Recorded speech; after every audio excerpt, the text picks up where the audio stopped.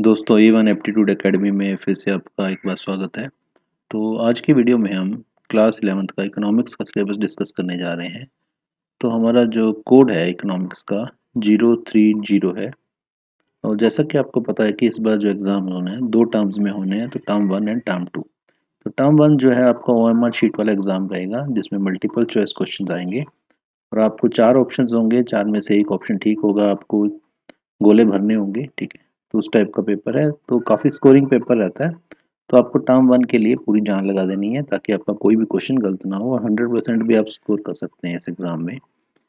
Similarly जो term 2 है वो आपका सब्जेक्टिव टाइप रहेगा, जिसमें आपको प्रॉपर शीट के ऊपर लिखना पड़ेगा, ठीक है। तो उसमें थोड़ा सा कम स्कोरिंग रहता है। तो टर्म 1 रिलेटिवली ईजी है आपके लिए। तो आपको प्रिपरेशन कैसे करनी है, आपको ये देखना है कि कौन कौन से आपके यूनिट्स आने हैं टर्म 1 में, और उसमें से थोरली स्टडी करनी है आपको। तो अब हम देख लेते हैं कि कौन कौन से यूनिट आपके टर्म 1 में आने हैं, कौन से टर्म 2 में आने हैं, और कौन कौन से यूनिट्स आपके हट भी गए हैं, ठीक है। तो जो हट गए हैं उनको नहीं करना आपने। तो सबसे पहले हमारे पास पार्ट ए में आते हैं। तो पार्ट ए आपके पास है स्टेटिस्टिक्स फॉर इकोनॉमिक्स।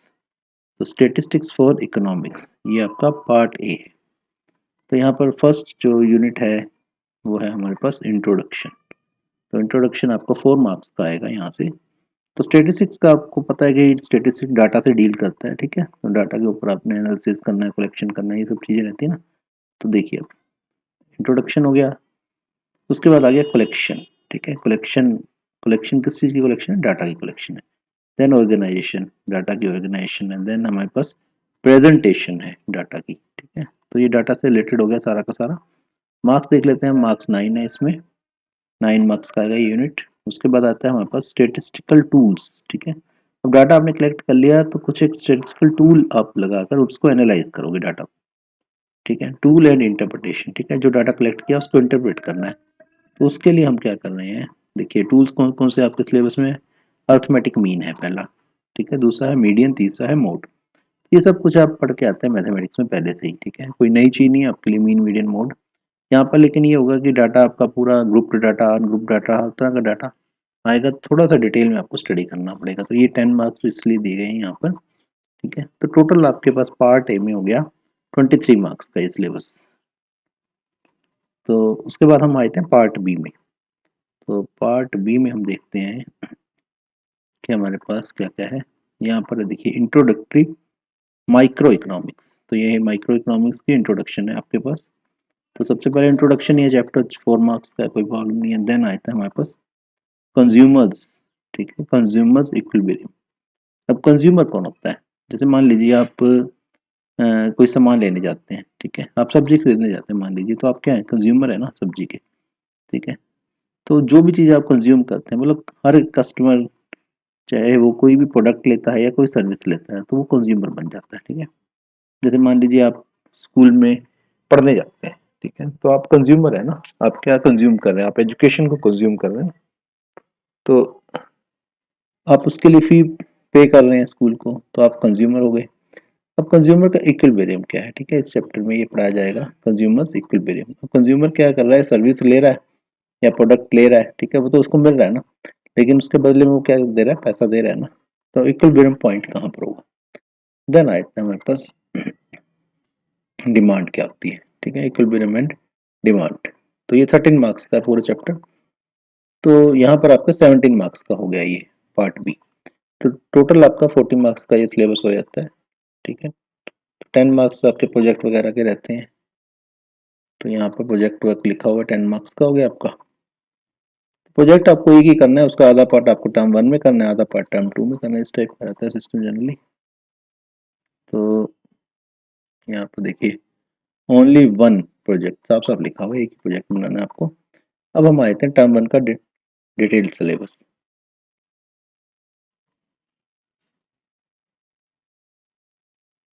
तो टर्म 1 के डिटेल सिलेबस में हमारे पास क्या है?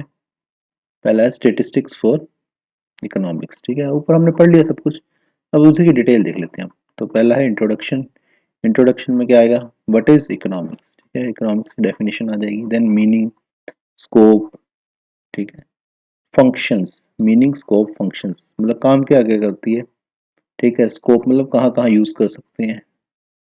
उसके बाद आता है आपके पास इम्पोर्टेंस, ठीक है, इम्पोर्टेंस ऑफ एडवांटेजेस कह लो, इम्पोर्टेंस कह लो ऑफ इकोनॉमिक्स, ठीक है। तो ये सब कुछ आपका इंट्रोडक्टरी टाइप का रहेगा सब। देन यूनिट 2 में आपके पास है भाई, ठीक है, डाटा से रिलेटेड है, तो हम सीधा देख लेते हैं कि डाटा कलेक्शन क्या है, एनालिसिस क्या है, ठीक है, टेक्निक्स क्या है। तो ये सब कुछ आसान ही है आपके लिए। तो यहाँ पर देखिए सोर्सेज क्या है, पहले डाटा आप कहाँ से कलेक्ट करोगे, सोर्सेज ऑफ डाटा, ठीक है। तो कुछ से तो होता है कि आप ओरिजिनल डाटा ही कलेक्ट करते हो जाके, कई बार क्या है आपके पास डाटा ऑलरेडी वेबसाइट्स पे मिल जाता है, ठीक है, वहाँ से आप डाटा ले सकते हो। तो primary and secondary sources of data होते हैं, ठीक है। प्राइमरी तो आपको खुद ही करना होता है, सेकेंडरी मतलब ऑलरेडी जो कलेक्टेड डाटा उसी को आप यूज़ कर लेते हैं। Then how basic data is, ठीक है, how basic data is collected, data collection कैसे करोगे आप, जैसे क्वेश्चनर वगैरह बनाओगे ना, देखो यहाँ पर विद कंसेप्ट ऑफ, ठीक है, विद कंसेप्ट ऑफ सैम्पलिंग। तो सैंपल करोगे आप, ये तो है नहीं कि हर आदमी का, क्योंकि पॉपुलेशन अगर ज़्यादा है तो सैम्पलिंग करनी पड़ती है हमें, ठीक है। देन आते हैं हमारे पास मेथड्स क्या होते हैं ऐसे इसके कलेक्शन, डाटा कलेक्शन के कौन कौन से मेथड्स हैं। देन आते हैं सम इम्पोर्टेंट, ठीक है, सम इम्पोर्टेंट सोर्सेज ऑफ, ठीक है, सेकेंडरी डाटा। तो सेकेंडरी डाटा के सोर्सेज क्या हो सकते हैं, प्राइमरी तो आपको खुद ही करना पड़ता है ना। देन आता है हमारे पास census of India. Census of India का मीनिंग ये है कि जो हमारे हर 10 साल के बाद सेंसस होते हैं ना, जो जिसमें हमारी जो पॉपुलेशन है, फिर ये पॉपुलेशन के बारे में हम पूरा डाटा कलेक्ट करते हैं, ठीक है, कितने होते हैं, कितने मर्द हैं, ठीक है, कितने बच्चे हैं, कितने पढ़े लिखे हैं, कितने अनपढ़ हैं, कितने गरीब हैं, कितने अमीर हैं, ठीक है, इस टाइप का डाटा जो पूरा सेंसस बोलते हैं, हर 10 साल बाद होती है, ठीक है, जैसे 81 91, ठीक है, इस टाइप 1981 इस तरह से रहती है हर 10 साल में। देन नेशनल, ठीक है, national sample survey, national sample survey, ठीक है, ऑर्गेनाइजेशन। तो ये एक ऑर्गेनाइजेशन जो रिस्पॉन्सिबल रहती है इस सब चीज़ों के लिए। तो एजेंसी का नाम, ऑर्गेनाइजेशन का नाम बता दिया गया आपको। देन सेकंड आता है आपके पास ऑर्गेनाइजेशन ऑफ डाटा, इसी में है ये। तो what is the meaning of organisation, data को आपने कलेक्ट कर लिया लेकिन इसको ऑर्गेनाइज भी करना पड़ेगा ना। तो ऑर्गेनाइज कैसे कर लोगे उस डाटा को, ठीक है। वेरिएबल्स क्या होते हैं, टाइप्स ऑफ वेरिएबल्स, ठीक है, जैसे आपको एक्स और वाई पता है ना, हम इक्वेशन में भी वेरिएबल यूज करते हैं ना, X X axis Y axis पर लेते हैं ना। तो जो चीज़ें चेंज होती रहती हैं वो वेरिएबल्स है, ठीक है। यहाँ पर क्या है, अब फ्रीक्वेंसी डिस्ट्रीब्यूशन कौन सा होता है, ठीक है, डाटा आप कलेक्ट करोगे तो उसके बाद उसका फ्रीक्वेंसी डिस्ट्रीब्यूशन बनेगा। देन आता है हमारे पास presentation of data, data collect तो कर लिया आपने, उसको प्रेजेंट कैसे, ऑर्गेनाइज भी कर लिया, उसके बाद प्रेजेंट करना है। तो टेबुलर, ठीक है, टेबुलर मतलब टेबल की फॉर्म में आप डाटा प्रेजेंट करते, टेबुलर प्रेजेंटेशन एंड। देन आता है हमारे पास डायग्रामेटिक, तो डायग्राम की हेल्प से, जैसे मान लो बार चार्ट है, ठीक है, हिस्टोग्राम है, ये क्या डायग्राम्स है, ग्राफ है, ठीक है, पॉलीगन टाइप का रहते हैं ना, फ्रीक्वेंसी पॉलीगन। तो ये सब चीज़ें आपकी डायग्राम वाली हो गई। अब यहाँ पर देख लेते हैं, तो जैसे देखिए ज्योमेट्रिक फॉर्म्स, ठीक है, अब यहाँ पर देखिए बार लिख दिया, बार चार्ट हो गया ना, डायग्राम्स, ठीक है, एंड पाई, पाई मतलब ये पूरा आपका सर्कल रहेगा ना, उसको सर्कल को डिवाइड करते हैं, पाई चार्ट बोलते हैं। तो यहाँ पर पाई डायग्राम बोल दिया वैसे जनरल उसमें। देन फ्रीक्वेंसी डायग्राम्स है, ठीक है, फ्रीक्वेंसी डायग्राम्स के बाद आपके हिस्टोग्राम दे ही दिया है इसमें साथ में। देन पॉलीगन आ गया, फ्रीक्वेंसी पॉलीगन में जैसे मैंने बोला था आपको, ठीक है। देन ओगिव, ओगिव भी होता है इसमें। और आपके पास आ गया लास्ट में अर्थमेटिक लाइन, ठीक है, अर्थमेटिक लाइन ग्राफ्स। और उसके बाद आ गया लाइन सीरीज। तो ये सारे के सारे जितने भी है ना, ये डायग्रामेटिक रिप्रेजेंटेशन में आते हैं, ग्राफ वगैरह जितने भी हैं। तो उसके बाद यूनिट नंबर 3 में है स्टेटिस्टिकल टूल्स। तो टूल्स में क्या था, मीन मीडियन मोड था हमारे पास। तो यहाँ देखिए मेजरमेंट ऑफ, ठीक है, मेजरमेंट ऑफ सेंट्रल टेंडेंसी। अब सेंट्रल टेंडेंसी मतलब जो बिल्कुल बीच में है, तो सेंट्रल टेंडेंसी को मेजर करने के लिए हम अर्थमेटिक मीन यूज कर लेते हैं, मीडियन यूज करते हैं और मोड यूज करते हैं, ये तीन चीजें यूज करते हैं सेंट्रल टेंडेंसी के लिए। उसके बाद आता है हमारा पार्ट बी। तो पार्ट बी हमारा रिलेटेड था किससे, माइक्रो इकोनॉमिक्स से। तो माइक्रो इकोनॉमिक्स में हमारा फर्स्ट इंट्रोडक्शन ही था। तो यहाँ पर मीनिंग ऑफ, ठीक है, meaning of micro economics, micro economics है क्या, एंड मैक्रो इकोनॉमिक्स, तो मैक्रो इकोनॉमिक्स से कैसे डिफरेंट है, ये दोनों का मतलब एक तरह का डिफरेंस टाइप का हो गया। तो माइक्रो मतलब छोटा होता है, मैक्रो मतलब बड़ा होता है, ठीक है। देन पॉजिटिव एंड, ठीक है, पॉजिटिव और दूसरा क्या नॉर्मेटिव। पहला तो है पॉजिटिव और दूसरा नॉर्मेटिव। तो दो वर्ड्स हैं, तो ये दोनों टाइप्स हैं इकोनॉमिक्स की, पॉजिटिव इकोनॉमिक्स और दूसरा नॉर्मेटिव इकोनॉमिक्स। उसके बाद आता है व्हाट इज एन इकोनॉमी। ठीक है, इकोनॉमिक्स तो आपने पढ़ लिया, इकोनॉमी क्या है। इकोनॉमी इकोनॉमिक्स से डिफरेंट कैसे है। ठीक है, इकोनॉमी इकोनॉमिक्स से डिफरेंट है या नहीं है। ठीक है, तो इकोनॉमी है क्या, जैसे इंडियन इकोनॉमी बोलते हैं ना, तो इंडियन इकोनॉमिक्स तो नहीं बोलते, इंडियन इकोनॉमी बोलते हैं ना। देन क्या है सेंट्रल। ठीक है, central problems of an economy. ठीक है, एक इकोनॉमी में क्या मेन मेन प्रॉब्लम्स होती हैं, जो होती है सेंट्रल प्रॉब्लम, की प्रॉब्लम। व्हाट हाउ, ठीक है, क्या कैसे, and for what and for home, और किसके लिए, टू प्रोड्यूस। ठीक है, किसके लिए, पैदा करना। देन आता है हमारे पास opportunity cost. What is an opportunity cost, ये बहुत इंपॉर्टेंट चीज है, what is an opportunity cost. उसके बाद आता है यूनिट 5। तो यूनिट 5 में हमारे पास आता है consumers equilibrium and demand. Consumers equilibrium and demand.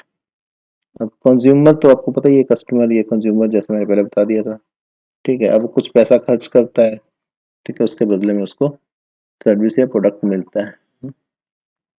अब उसका इक्विलिब्रियम पॉइंट कहाँ पर आएगा, वो हम मैथमेटिकली या ग्राफिकली कैसे फाइंड आउट कर सकते हैं। ठीक है, और वो होता क्या है, देन कंज्यूमर्स इक्विलिब्रियम।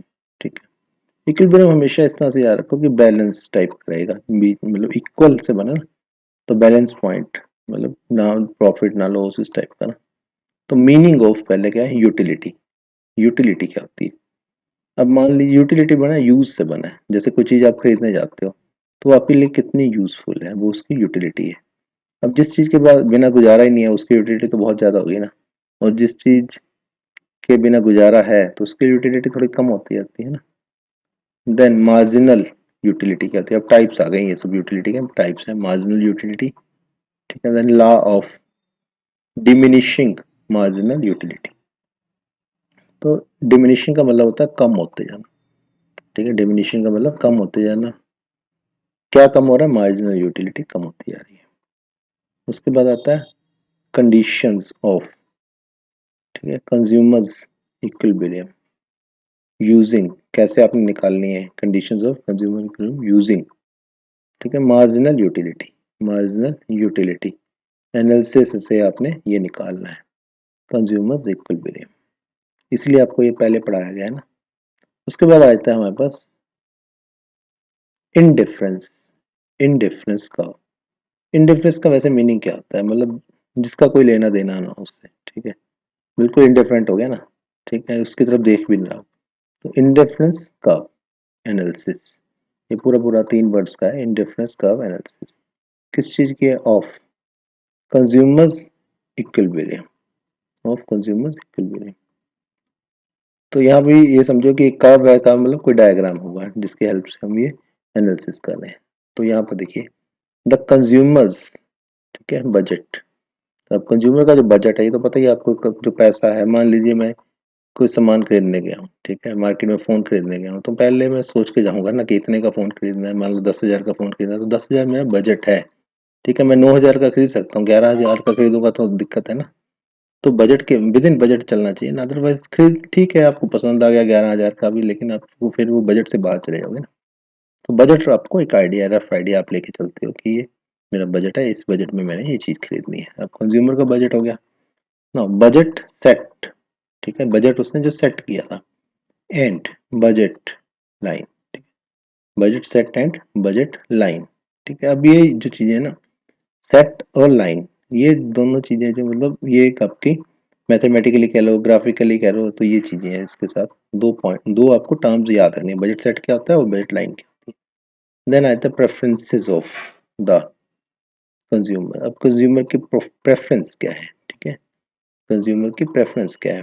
जैसे मान लीजिए आप मोबाइल लेने जाते हो, ठीक है, तो आप एक कई कंपनियों के मोबाइल देखते हो, आप एक प्रेफरेंस ऑर्डर बना लेते हो, अब ये इतने का, ये इतने का, ये इतने का, ठीक है, तो ये मेरे लिए नंबर 1 है, ये 2 है, 3 है, ठीक है, एक ऑर्डर बनाओगे ना। Then indifference curve, indifference curve, और उसके बाद आ गया इनडिफरेंस कर्व के बाद इनडिफरेंस मैप। ठीक है, जब कर्व बना तो वैसे मैप भी बन जाएगा। देन आएगा आपके पास conditions of consumers equilibrium. Consumer के इक्विलिब्रियम की क्या क्या कंडीशंस हैं। तो उसके बाद आता है डिमांड। ठीक है, अब डिमांड क्या चीज़ है। ठीक है, अब डिमांड का देखो एक आसान सा एग्जांपल है। जैसे कई बार आपने देखा होगा कि प्याज की जनरली शॉर्ट हो जाती है सब्जी मंडी में। ठीक है, तो स्टोर ये क्या करते हैं, प्याज को दबा लेते हैं क्योंकि प्याज इजीली खराब नहीं होता ना, तो उसको उसकी ब्लैक मार्केटिंग की जा सकती है आसानी से। तो उसको क्या करते हैं, अपने जो गोदाम वगैरह होते हैं उनमें कोल्ड स्टोर वगैरह में दबा लेते हैं। ठीक है, ताकि आर्टिफिशियली जो प्याज की कीमतें उनको इंक्रीज किया जा सके। अब ये होता कैसे, जैसे मान लीजिए आप पता चला कि प्याज की फसल थोड़ी कम होने वाली है, ठीक है, खराब हो गई कहीं फसल, तो धीरे धीरे करके प्याज की कीमतें बढ़ा दी गई। तो इस टाइप से चलता है। तो डिमांड क्या होगी, डिमांड बढ़ जाएगी, एकदम मार्केट में मिलेगा नहीं, सप्लाई कम हुई तो डिमांड बढ़ेगी। तो डिमांड जैसे ही बढ़ी तो प्राइस इंक्रीज होगा। तो ये सारी चीजें आपस में रिलेटेड होगी। अब डिमांड है, देन मार्केट डिमांड। डिमांड के बाद क्या है, मार्केट डिमांड। मार्केट डिमांड के बाद आ गया डिटर्मिनेंट्स ऑफ डिमांड। डिमांड के डिटर्मिनेंट्स क्या कौन से होते हैं। देन आता है डिमांड शेड्यूल। Demand schedule. ठीक है, देन आता है हमारे पास डिमांड का। तो ये सारे के सारे जो टर्म्स है ना, ये डिमांड से रिलेटेड चल रही है। ठीक है, डिमांड से रिलेटेड इतनी सारी हो गई ये टर्म्स। And it's slope. अब किस चीज़ की स्लोप है, कर्व की स्लोप। तो आपको पता है कि जैसे कोई भी कर्व होता है उसकी एक स्लोप होती है ना, तो यहाँ पर डिमांड कर्व की भी एक स्लोप होगी। ठीक है, देन आता है हमारे पास movement along and shifts in the demand curve. अब मान लीजिए आप डिमांड कर्व के अलोंग चलते हो। ठीक है, डिमांड कर्व के अलोंग चलते हो। डिमांड कर्व मतलब एक कर्व टाइप का है ना, तो आप उसके अलोंग भी चल सकते हो। ठीक है, और उससे शिफ्ट भी कर सकते हो। तो क्या प्रभाव पड़ेगा। देन अगर प्राइस इलास्टिसिटी। ठीक है, प्राइस में वेरिएशन जो होता है ना वो, ठीक है, किस चीज के साथ, वो है प्राइस इलास्टिसिटी। अब प्राइस इलास्टिसिटी ऑफ डिमांड है। ठीक है, तो डिमांड के साथ जो प्राइस में वेरिएशन है वो है प्राइस इलास्टिसिटी ऑफ डिमांड। आपको मैंने पहले ही बता दिया कि अगर डिमांड बढ़ेगी तो प्राइस बढ़ेगा, डिमांड कम होगी तो प्राइस भी कम होगा। Now factors affecting price elasticity of demand, कौन कौन से फैक्टर पर डिपेंड करती है, ये बहुत इंपॉर्टेंट क्वेश्चन होता है। देन आता है मेजरमेंट ऑफ। ठीक, मापना है किस चीज को, और प्राइस इलास्टिसिटी ऑफ डिमांड, इसको मेजर कैसे करेंगे।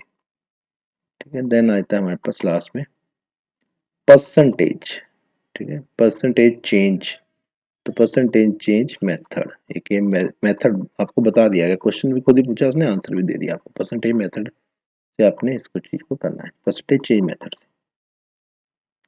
तो पार्ट सी आपका प्रोजेक्ट वर्क हो जाता है। ठीक है, इसको तो हम करते नहीं है। अब हम टर्म 2 के सिलेबस में आ जाएंगे, तो देख लेते हैं, इसको छोड़ देंगे हम प्रोजेक्ट वाले को ना, नीचे चले डायरेक्टली हम part C, part A, part B. तो यहाँ पे एक बार मार्क्स का देख लें हम। 23 मार्क्स, ये 40 मार्क्स का ही है। ठीक है, तो पार्ट ए से जो आना है ना आपका, स्टेटिस्टिक्स फॉर इकोनॉमिक्स। तो यहाँ पर देखिए स्टेटिस्टिकल टूल्स, ठीक है, एंड इंटरप्रिटेशन। ठीक है, वहीं से आगे बढ़े हम। पहले हमने मीन मीडियम मोड तक कर लिया था, तो उससे आगे वाला है हमारे पास। तो यहाँ पर क्या आएगा, मेजर ऑफ डिस्पर्शन आ जाएगा। ठीक है, डिस्पर्शन को आपने कैसे मेजर करना है। फिर कोरिलेशन है आपके सिलेबस में, डिस्पर्शन, कोरिलेशन और इंडेक्स नंबर, ये तीन चीजें हैं। तो ये 17 मार्क्स की आपकी आ जाती हैं तीनों मिला के। उसके बाद आया था पार्ट बी। तो पार्ट बी में हमारे पास क्या है, इंट्रोडक्टरी माइक्रो इकोनॉमिक्स, दोबारा से वही चीज है। तो वहां तक जहां तक किया था उसके बाद के चैप्टर्स यहाँ आ जाएंगे। तो यहाँ पर प्रोड्यूसर, ठीक है, बिहेवियर एंड, ठीक है, सप्लाई। पहले हम कंज्यूमर की बात करते रहे ना, अब प्रोड्यूसर की बात कर लेंगे। प्रोड्यूसर कौन होता है, जो मैन्युफैक्चरर होता है, या कोई जैसे मान लो किसान है जो उगाता है कोई चीज, जो पैदा करता है, दैट इज प्रोड्यूसर।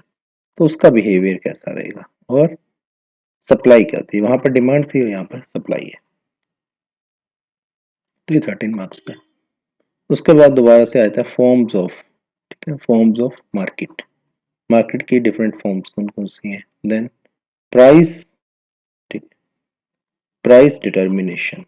मार्केट के अंदर प्राइस कैसे डिटरमिन होगा, ठीक है, अंडर, ठीक है। अब यहाँ पर कंडीशन आ जाएगी अंडर परफेक्ट कंपटीशन विद, ठीक है, perfect competition with simple applications. तो यहाँ पर एक ही उसमें आपको कंडीशन दे दी गई है कि परफेक्ट कंपटीशन के दौरान प्राइस कैसे डिटरमिन होता है। तो ये सबसे आसान वाली होती है परफेक्ट कंपटीशन वाली, ठीक है। मान लीजिए मोनोपोली हो तो उसके लिए अलग हो जाएगा, मोनोपोलिस्टिक हो उसके लिए अलग हो जाता है। तो परफेक्ट कंपटीशन का केस है तो इजी हो जाता है यहाँ पर। तो ये सब मिला के आपका टोटल फिर हमारा 23 यहाँ पर 17 ऊपर 40 मार्क्स का हो जाता है ये टर्म 2। डिटेल में देख लेते हैं इसका एक बार क्या क्या है आपके सिलेबस में। तो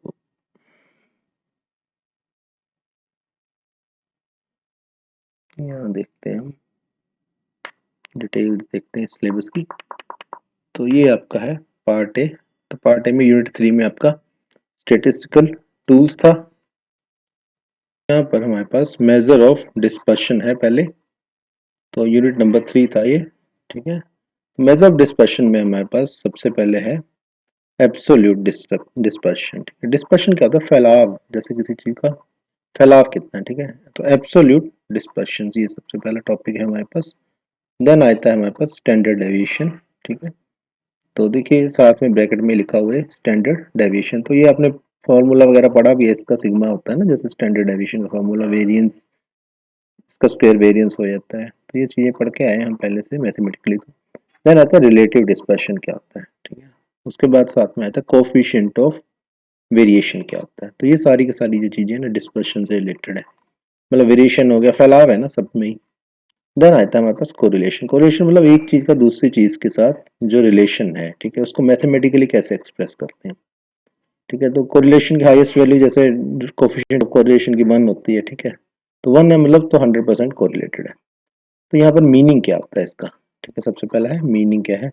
देन आता है हमारे पास प्रॉपर्टीज, ठीक है। प्रॉपर्टीज क्या है इसका। देन आता है हमारे पास स्कैटर, ठीक, स्कैटर डायग्राम। अब स्कैटर डायग्राम में आपने देखा होगा एक लाइन होती है, उसके आसपास काफी सारे पॉइंट्स होते हैं, तो उस लाइन के आसपास ही रहते हैं वो पॉइंट्स, ठीक है। तो स्कैटर डायग्राम भी मेजर करता है कोरिलेशन को। Then measure of correlation.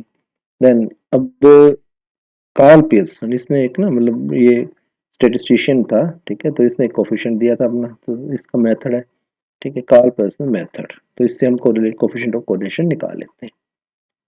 तो यहाँ पर 2 वेरिएबल ये सब दिया हुआ है इसमें अंडर ग्रुप अनग्रुप्ड डाटा के लिए ना। अनग्रुप 2 तरह का डाटा होता है, ग्रुप्ड डाटा, अनग्रुप्ड डाटा, ठीक है। देन आता है हमारे पास इंट्रोडक्शन टू इंडेक्स नंबर्स। अब इंडेक्स नंबर्स क्या होते हैं, तो इसका मीनिंग है, टाइप्स है, ये सब चीजें आपको पढ़नी है इसमें, ठीक है। देन होलसेल, ठीक है, होलसेल प्राइस इंडेक्स। अब होलसेल प्राइस इंडेक्स आपको पता है कि एक परचून का भाव होता है, ठीक है, एक रिटेल होता है, एक होलसेल होता है ना। तो रिटेल मतलब परचून होता है, होलसेल मतलब बड़ी वाली जो मार्केट मंडियां होती हैं वहां पर जो प्राइस होता है वो कम होता है, लेकिन आपको वहां पर जो चीज लेनी पड़ती है ना वो बल्क में लेनी पड़ती है, ठीक है। तो उस टाइप का रहता है। तो आपको इंडेक्स नंबर को ना समझाने के लिए इसने क्या किया, होलसेल प्राइस इंडेक्स का एग्जांपल ले लिया। देन आता है कंज्यूमर प्राइस, ठीक है, consumer price index. Consumer price index क्या होता है, देन यूजेस क्या होते हैं इंडेक्स नंबर्स के। और उसके बाद आता है हमारे पास इन्फ्लेशन, मतलब इन्फ्लेशन क्या होता है, महंगाई जो बढ़ती है हमारी, महंगाई होती है। देन इंडेक्स नंबर, इन्फ्लेशन और इंडेक्स नंबर्स, ठीक है, आपस में क्या रिलेशन है इनका। देन पार्ट बी में हमारे पास आया था इंट्रोडक्शन टू माइक्रो इकोनॉमिक्स, ठीक है, कुछ हम पहले पढ़ के आए थे, उससे आगे हम यहाँ पर स्टडी कर लेंगे इंट्रोडक्शन टू माइक्रो इकोनॉमिक्स। तो एक बस सारा देख लेते हैं। तो यहाँ पर देखिए प्रोड्यूसर्स बिहेवियर, ठीक है, पहले हमने कंज्यूमर का बिहेवियर देखा था, प्रोड्यूसर का बिहेवियर देख लो यहाँ पर, सप्लाई, वहाँ डिमांड देखी थी, यहाँ सप्लाई देख लो। तो सबसे पहले क्या मीनिंग क्या है, प्रोडक्शन के मीनिंग क्या है, ठीक है। तो साथ में क्या है, प्रोडक्शन फंक्शन क्या होता है, प्रोडक्शन का पता होना चाहिए, फिर प्रोडक्शन फंक्शन का पता होना चाहिए। तो प्रोडक्शन फंक्शन एक तरह से मतलब मैथमेटिकली आपने बना लिया इसका प्रोडक्शन को। फंक्शन तो मैथ्स में पढ़ते हैं ना, ठीक है, लोगरिथमिक फंक्शन होता है, ठीक है, पॉलिनोमियल फंक्शन होता है। तो यहाँ पर क्या है, प्रोडक्शन फंक्शन है। अब शॉर्ट रन एंड लॉन्ग, ठीक है, short run and long run total product, ठीक है। शॉर्ट रन का मतलब क्या होता है, कम टाइम वाला जो होता है ना, कम समय के लिए छोटे से टाइम फ्रेम में जो हम बात करते हैं। लॉन्ग मतलब बड़े टाइम फ्रेम में बात करते हैं, ठीक है।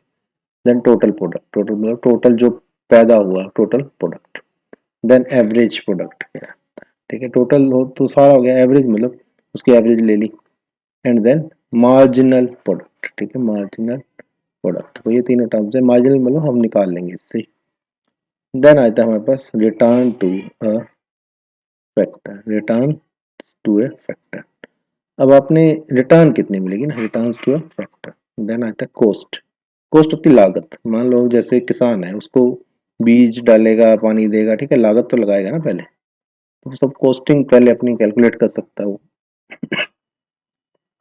तो यहाँ पर क्या, शॉर्ट रन कॉस्ट, ठीक है, शॉर्ट रन कॉस्ट। तो इसमें देखिए टोटल कॉस्ट, हम टोटल कॉस्ट को निकालेंगे क्या, शॉर्ट रन कॉस्ट के बाद आ गया, देखिए ये टोटल कॉस्ट है। तो देन आ गया total fixed cost, total cost, total fixed cost मतलब ऐसा फिक्स्ड कॉस्ट वो कॉस्ट है जिनका मतलब क्वांटिटी के साथ कोई रिलेशन नहीं है, वो नहीं होना है। मारुति ने फैक्ट्री लगा दी, कार बनाओ ना बनाओ, ठीक है, फिक्स कॉस्ट तो रहेगा ही रहेगा ना उस पे। देन आता है टोटल वेरिएबल कॉस्ट, ठीक है। वेरिएबल कॉस्ट वो कॉस्ट होते हैं जो क्वांटिटी के साथ बढ़ते जाएंगे। जैसे मान लो आप ज्यादा कारें बनाओगे, ठीक है, तो कॉस्ट भी आपका इंक्रीज होता जाएगा। तो फिक्स कॉस्ट मतलब फिक्स रहना, कॉस्ट को वेरिएबल कॉस्ट क्वांटिटी के साथ इंक्रीज होता है। तो इस तरह से याद रखो। देन एवरेज कॉस्ट क्या होता है, ठीक है। तो एवरेज मतलब सारे का सारा जो था उसको डिवाइड कर दो नंबर से, तो एवरेज निकल जाएगी। एवरेज मतलब मीन होता है ना, जैसे तो टोटल जो थे ना उससे आप एवरेज निकाल सकते हो। एवरेज, एवरेज कॉस्ट निकाला, एवरेज फिक्स कॉस्ट निकाल लो, ठीक है। देन एवरेज वेरिएबल कॉस्ट भी निकाल सकते हो, ठीक है, मैथमेटिक्स से निकल जाएगा। इसी तरह से मार्जिन भी निकाल सकते हो, उसका मीनिंग क्या है मैथमेटिकली कैलकुलेट कर लेते हैं ये भी। देयर, ठीक, रिलेशनशिप। तो ये सब चीजें जो है ना, अगर आप इसको थोड़ा सा मैथ से करोगे तो काम आसान हो जाएगा, फार्मूला से देख देख के, ठीक है। उसके बाद डेफिनेशन भी बना सकते हो आराम से। उसके बाद रेवेन्यू क्या है, ठीक है। रेवेन्यू, रेवेन्यू मतलब आय जो हो रही है ना आपको, कॉस्ट तो आपके पास से जा रहा था ना, खर्चा हो रहा था, मतलब आपने लागत जो लगाई, रेवेन्यू मतलब जो आय हो रही है। तो टोटल रेवेन्यू कितना है, एवरेज कितना है, एवरेज रेवेन्यू कितना है, मार्जिनल रेवेन्यू कितना है, ये सब चीजें, ये सब सारे के सारे जो वर्ड्स थे ना रेवेन्यू के साथ जोड़ दिए वैसे ही। देन मीनिंग क्या है और उनका आगे क्या रिलेशनशिप क्या है, ठीक है। तो फॉर्मूला वगैरह वैसे ही आप यहाँ भी कर सकते हो जैसे आपने वहाँ किए थे, ठीक है। बेसिक फॉर्मूला तो वही रहना है ना, मीन निकालना चाहे रेवेन्यू का निकालना चाहे कॉस्ट का निकालना, मीन निकलेगा तो वैसे ही ना। देन आता है सप्लाई, ठीक है। सप्लाई क्या होती है, ठीक है। सप्लाई और डिमांड, देखो ये दोनों आपस में एक तरह से अपोजिट कह सकते हैं, डिमांड और सप्लाई। अब कंज्यूमर, अगर सप्लाई कम होगी तो डिमांड ज़्यादा हो जाएगी, सप्लाई ज़्यादा हो जाएगी तो डिमांड कम हो जाएगी ना। तो सप्लाई क्या है, देन मार्केट सप्लाई क्या है, ठीक है, दोनों टर्म्स को समझ जाना है, सप्लाई और मार्केट सप्लाई। देन डिटर्मिनेंट्स क्या होते हैं सप्लाई के, सप्लाई को कौन कौन से फैक्टर डिटर्मिन करते हैं। देन आता है सप्लाई शेड्यूल क्या होता है, ठीक है। तो जहां जहां डिमांड के साथ जो चल रहा था वो सप्लाई के साथ लगा दिए गए वर्ड्स यहाँ, ठीक है। देन वहाँ डिमांड कब था, यहाँ सप्लाई कब आ गया। एंड इट्स स्लोप, ठीक है, वहाँ डिमांड कर्व की स्लोप देखी थी, यहाँ सप्लाई कर्व की स्लोप देख लो। देन मूवमेंट भी देखी थी वहाँ पर, ठीक है, मूवमेंट अलोंग, डिमांड कर्व थी, यहाँ मूवमेंट अलोंग सप्लाई कर्व है। अगर आप वो समझ जाओगे ना, शिफ्ट्स भी है, तो वो अगर समझ गए तो ये बहुत इजी हो जाएगा, मतलब एक कॉम्प्लीमेंट्री टाइप का चैप्टर है ये, डिमांड और supply. Then price elasticity of, ठीक है, सप्लाई। अब प्राइस का वेरिएशन सप्लाई के साथ कैसे, वहाँ प्राइस का वेरिएशन हमने डिमांड के साथ स्टडी किया। उसके बाद आता है मेजरमेंट ऑफ प्राइस इलास्टिसिटी, ठीक है, और सप्लाई कैसे मेजर करेंगे, इसके लिए मेथड मिल जाएगा यहाँ पर आपको, ठीक है। तो यहाँ पर भी वही परसेंटेज चेंज मेथड से आपने फाइंड आउट करना है ये चीज। तो बिल्कुल पैरेलल चैप्टर है, कोई प्रॉब्लम नहीं है। देन आता है यूनिट नंबर 7। तो यूनिट नंबर 7 हमारा forms of market, forms of market and price determinants, price determination, ठीक है, अंडर परफेक्ट कंपटीशन। तो फॉर्म्स ऑफ मार्केट पढ़ लेते हैं हम सबसे पहले, ठीक है, मैंने बताया था आपको। तो यहाँ पर क्या है, परफेक्ट कंपटीशन। सबसे पहले सबसे अच्छी मार्केट आती है परफेक्ट कंपटीशन, मतलब बहुत सारे बायर, बहुत सारे सेलर हैं, ठीक है, तो प्राइस डिटरमिन करना इजी होता है, ठीक है, कोई मोनोपोली नहीं, कुछ नहीं है। फीचर्स क्या होती हैं इसकी, ठीक है, determination of market equilibrium, determination of market equilibrium, ठीक है, and effects of, effects of किस चीज़ के, shifts in the demand and supply. अगर डिमांड और सप्लाई में थोड़ा भी हल्का सा भी चेंज होता है तो क्या होगा, ठीक है, ये इसका मीनिंग है लास्ट में। उसके बाद आता है हमारे पास simple applications of, simple applications of demand and supply, simple applications of demand and supply. तो यहाँ पर क्या है, प्राइस सीलिंग क्या होती है, प्राइस सीलिंग क्या होती है, सीलिंग मतलब अपर कैप लगा दी ना। देन प्राइस, फ्लोर प्राइस क्या होता है, मतलब मिनिमम इतना प्राइस तो होनी चाहिए। देन आता है हमारे पास पार्ट सी, पार्ट सी में हमारा पूरा प्रोजेक्ट ही है। तो ये आपका सिलेबस कंप्लीट होता है इकोनॉमिक्स का क्लास 11th का। तो इस तरह के वीडियोस आपके, तो ये इकोनॉमिक्स जो है ना आपका दोनों साइड यूज होता है, आर्ट्स में भी और कॉमर्स में भी। तो इस तरह के वीडियोस आर्ट्स वाले तो हमारे ऑलमोस्ट कंप्लीट हो ही गए हैं। अब कॉमर्स के कुछ वीडियोस रह गए हैं, बिजनेस स्टडीज और अकाउंट्स का वीडियोस भी आपको मिल जाएंगे। तो पूरी पूरी सीरीज अवेलेबल है, आप चेक कर सकते हैं। तो इस वीडियो में इतना ही, मिलते हैं नेक्स्ट वीडियो में। जय हिंद, जय भारत।